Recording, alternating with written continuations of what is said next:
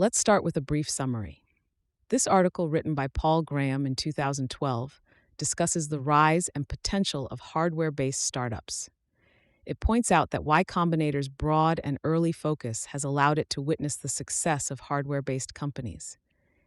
It also mentions that investors are often biased against hardware, but this prejudice can change over time, and that hardware has always been cool. Graham encourages those with a hardware based startup idea to apply to Y Combinator and states that they are particularly interested in such ideas. Before we dive in, I want to share a quick note about how this podcast is created. As you've probably noticed, this podcast isn't voiced by a human, but by artificial intelligence. I'm obligated to inform you of this beforehand due to the rules of AI services. This podcast is made possible by our sponsor, Wope.com, an AI startup that combines content marketing with artificial intelligence to significantly boost traffic and revenue of your startups. For all the latest content, be sure to follow me at x.com, Yigit Koner. Now, let's turn our attention back to the essay. The Resurgence of Hardware, a New Era of Hardware Startups and Investor Attitudes.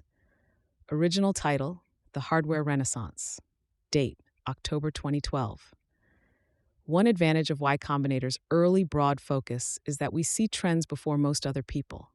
And one of the most conspicuous trends in the last batch was the large number of hardware startups. Out of 84 companies, 7 were making hardware. On the whole, they've done better than the companies that weren't. They've faced resistance from investors, of course. Investors have a deep-seated bias against hardware, but investors' opinions are a trailing indicator. The best founders are better at seeing the future than the best investors, because the best founders are making it. There is no one single force driving this trend. Hardware does well. bit/bits.blog/11/ Pebble-smartwatch tops out at 10 million on Kickstarter, on crowdfunding sites. The spread of tablets, paulgraham.com/tablets. Makes it possible to build new things controlled by/locatron.com, and even incorporating doublerobotics.com, them. Electric motors /www.boostedboards.coms have improved. Wireless connectivity of various types can now be taken for granted. It's getting more straightforward to get things manufactured. Arduinos, 3D printing, laser cutters, and more accessible CNC milling are making hardware easier to prototype. Retailers are less of a bottleneck as customers increasingly buy online. One question I can answer is why hardware is suddenly cool. It always was cool. Physical things are great. They just haven't been as great a way to start a rapidly growing business as software.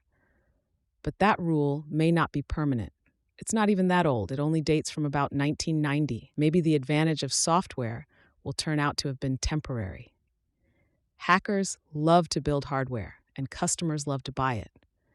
So if the ease of shipping hardware even approached the ease of shipping software, we'd see a lot more hardware startups. It wouldn't be the first time something was a bad idea till it wasn't. And it wouldn't be the first time investors learned that lesson from founders. So if you want to work on hardware, don't be deterred from doing it because you worry investors will discriminate against you. And in particular, don't be deterred from platkai/ycom.com to Y Combinator with a hardware idea, because we're especially interested in hardware startups. We know there's room for the next Steve Jobs, ambitious TML, but there's almost certainly also room for the first, your name here. Thanks to Sam Altman, Trevor Blackwell, David Kahn, Sanjay Dastur, Paul Gerhardt, Cameron Robertson, Harj Tagar, and Gary Tan for reading drafts of this.